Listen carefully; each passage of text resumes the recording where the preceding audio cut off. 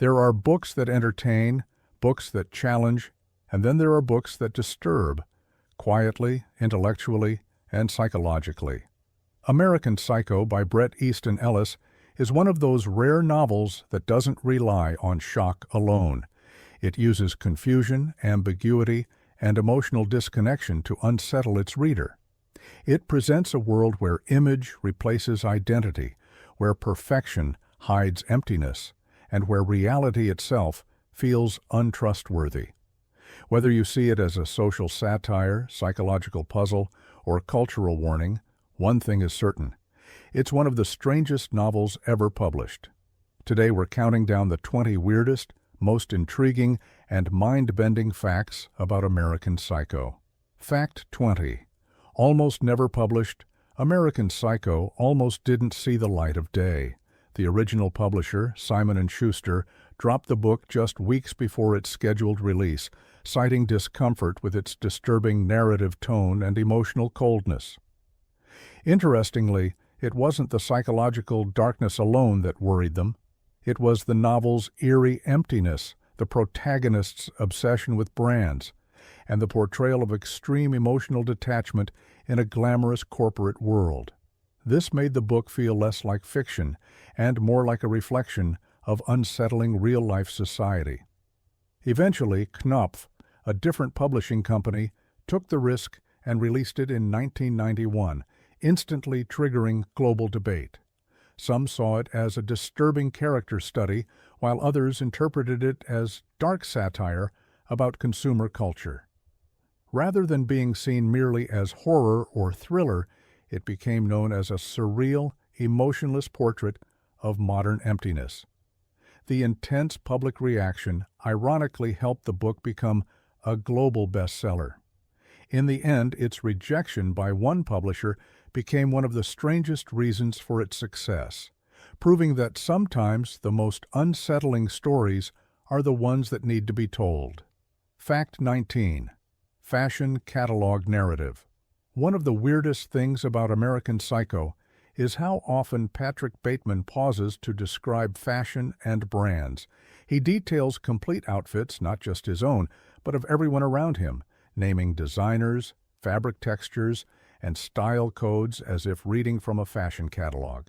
For some readers, this seemed like dull filler, but for literary critics, it revealed something deeper about Bateman's character. He sees people not as individuals, but as branded objects. His focus on surface appearance isn't just vanity, it's detachment. Ellis intentionally used fashion details to create emotional distance. Every brand mentioned isn't just style, it's symbolism. Ralph Lauren, Armani, Versace, they represent identity as something you wear, not something you feel. Bateman knows every fashion rule, yet fails to recognize basic human emotions.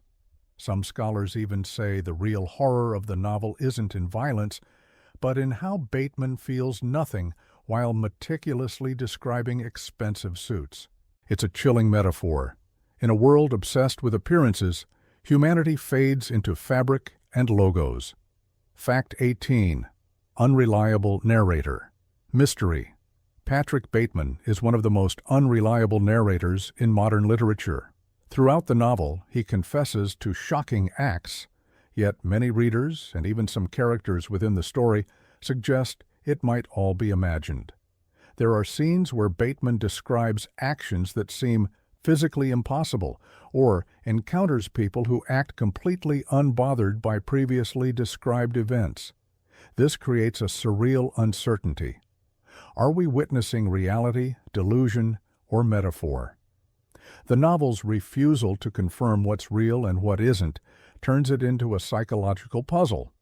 Ellis intentionally leaves clues that Bateman might be imagining large parts of his life, including his double identity. Some readers believe nothing happened, and the entire book is a symbolic breakdown of a man emotionally erased by modern society. Others argue the events are real, but ignored by society, because wealth, image, and status protect even the most disturbing behavior. The truth is, there is no final answer, because Bateman himself doesn't seem to know. Fact 17. Emotionally blank character. Patrick Bateman is one of the most emotionally empty characters in literature. He doesn't cry or show empathy. Instead, he memorizes social behaviors, mimicking humanity rather than feeling it. He laughs at the wrong times, repeats scripted responses, and only expresses emotion when discussing designer clothing or music reviews. His emotional detachment isn't just unsettling, it's symbolic. Ellis created Bateman to represent spiritual numbness in a world obsessed with appearance and status. Just like his perfect skin and flawless suit, his personality is a performance.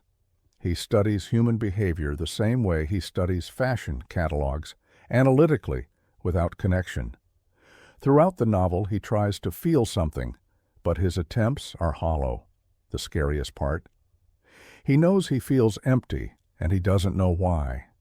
This makes Bateman not just eerie, but tragic, a man whose life looks perfect, yet feels entirely meaningless. Fact 16.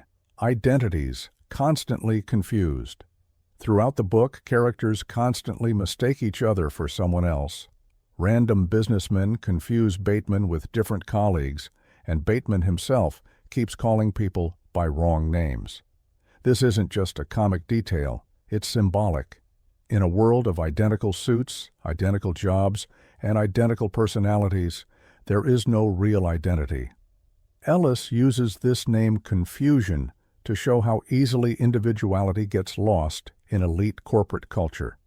Everyone dresses the same, talks the same, and values the same things. They are interchangeable, emotionally replaceable, and practically indistinguishable.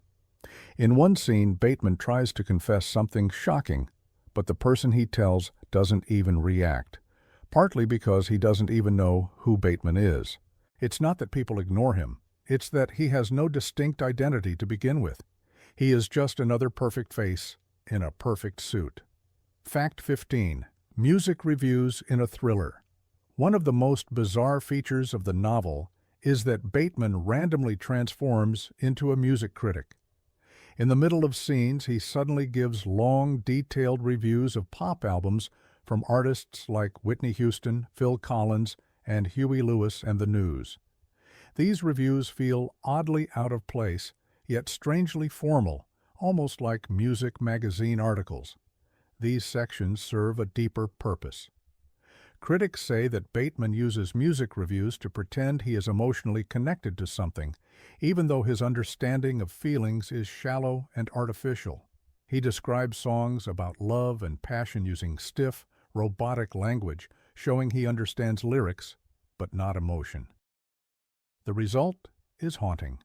Bateman tries to borrow emotions from music, since he can't feel them himself. It's not just strange, it's unsettlingly poetic. Fact 14. Corporate world satire. While many interpret American Psycho as psychological horror, Ellis actually described it as a comedy about a world with no soul. At its core, the book is dark satire on Wall Street culture, where wealth, image, and social status overshadow humanity and morality. Nearly every scene focuses on expensive restaurants, designer fashion, and impressing people who don't even care. Characters speak in business jargon even during casual conversations, reducing life to transactions. Feelings are replaced with brand names. Friendships are based on reservations at exclusive places, not emotional bonds.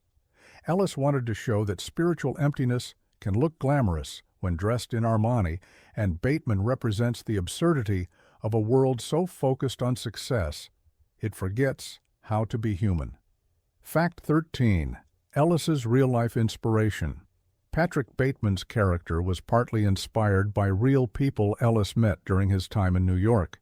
He observed certain Wall Street professionals who seemed emotionally distant, hyper-competitive, and eerily obsessed with appearances.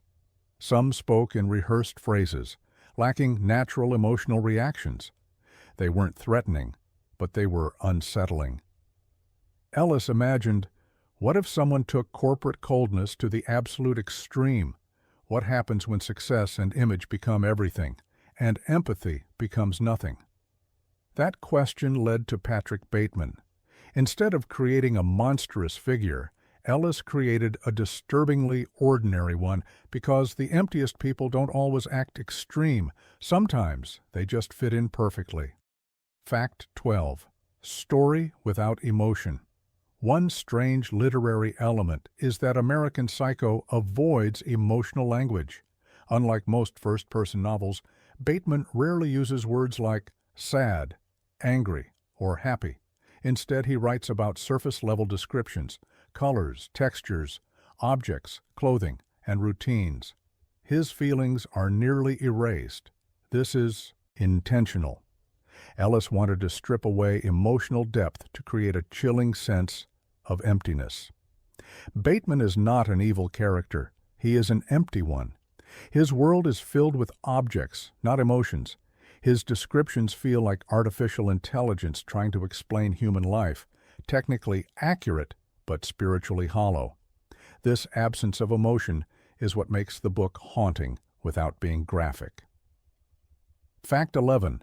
Reality versus illusion. One of the strangest things about American Psycho is how the line between imagination and reality is constantly blurred. In multiple scenes, Bateman describes actions that appear impossible, yet no one reacts. Prices on bills fluctuate, characters repeat events, and Bateman sometimes sees himself from outside his own body.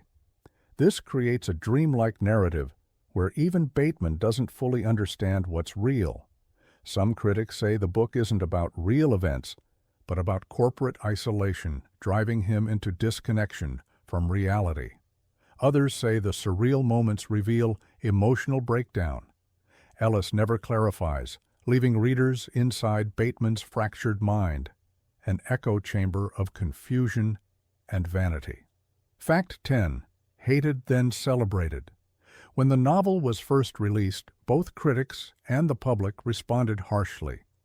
Many misunderstood it as simply shocking without recognizing its deeper satirical purpose. However, over time, the novel gained serious recognition among literary scholars as a powerful critique of capitalism, identity, and emotional emptiness. Today, it's studied in universities worldwide, not for shock value, but for philosophical content. It's now categorized alongside George Orwell's 1984 and Kafka's The Trial, as works that examine how humans lose themselves in modern systems. The strangest part?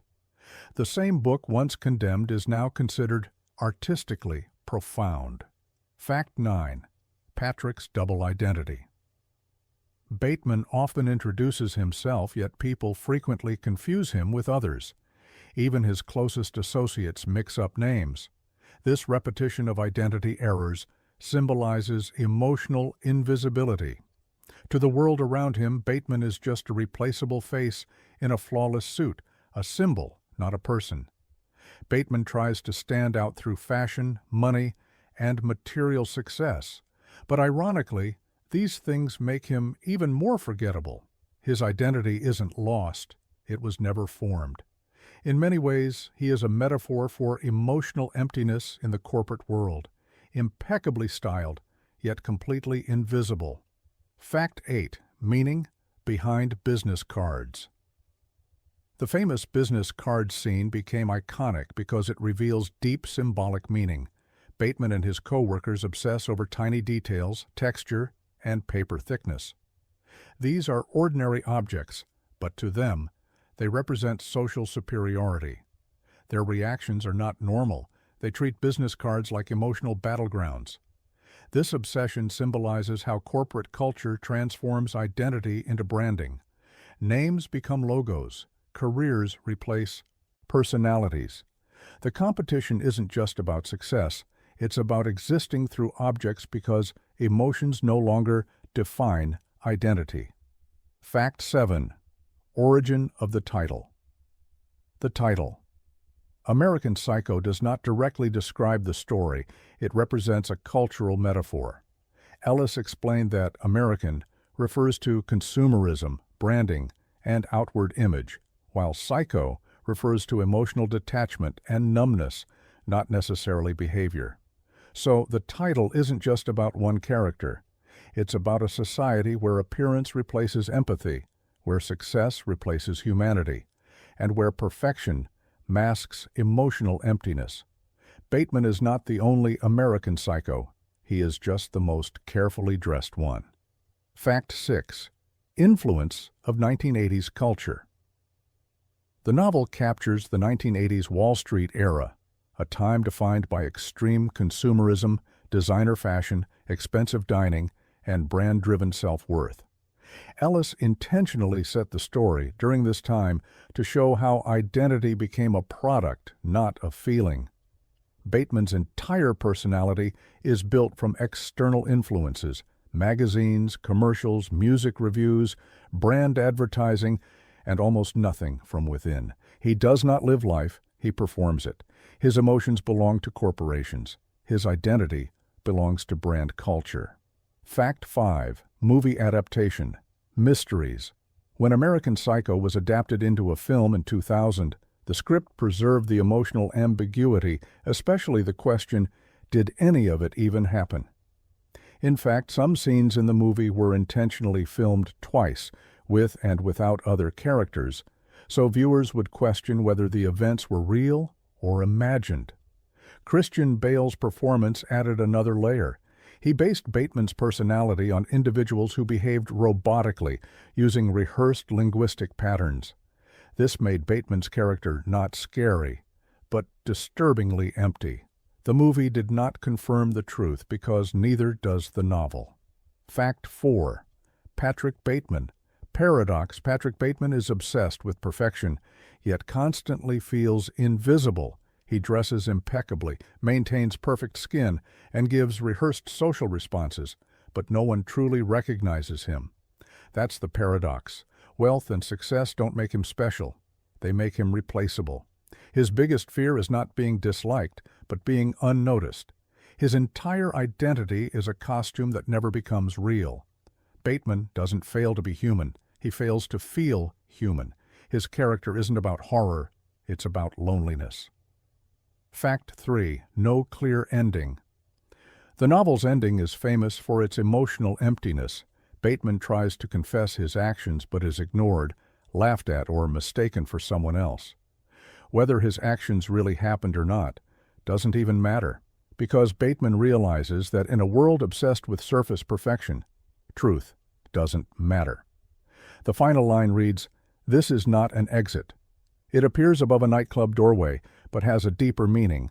Bateman has no exit from emptiness, from emotional numbness, or from himself. Fact 2. Ellis's ambiguous stance. Bret Easton Ellis often gives contradictory answers when asked what really happened in the book. Sometimes he says everything was real. Other times he says nothing actually happened, and it was all symbolic. His most interesting response was, "It doesn't matter. Bateman doesn't know either." That is the core of the novel. Emotional reality is more important than physical events. Whether actions took place or not doesn't change the emotional emptiness at the heart of the story. And that is the real message. Fact 1. A story about emptiness. Many assume American Psycho is a shocking thriller, but critics and scholars argue it's really a story about emotional emptiness. Its true theme is not horror, but the loss of empathy in a world that worships material success. Patrick Bateman is not terrifying because of what he does. He's unsettling because of what he doesn't feel. The book is a metaphor for a world where appearance replaces identity, brand replaces personality, and success replaces humanity. In the end, Bateman isn't a monster. He's a mirror. Closing remarks. American Psycho remains one of modern literature's most chilling and intellectually provocative novels. It offers no easy interpretations and no comfortable answers. Instead, it reflects unsettling truths about identity, loneliness, image, and emotional emptiness in the modern world. Whether you find it disturbing, brilliant, or strangely poetic, its refusal to provide closure or clarity is exactly what makes it unforgettable. This is not just a novel, it's a psychological portrait of a world where style replaces soul. If you've watched this entire video, you've explored 20 of the most fascinating and bizarre truths behind this haunting masterpiece. Thanks for watching. If you enjoyed this deep dive into one of literature's most mind-bending works, don't forget to like, subscribe, and hit the notification bell for more content exploring the strange intersections between literature, psychology, and the human condition.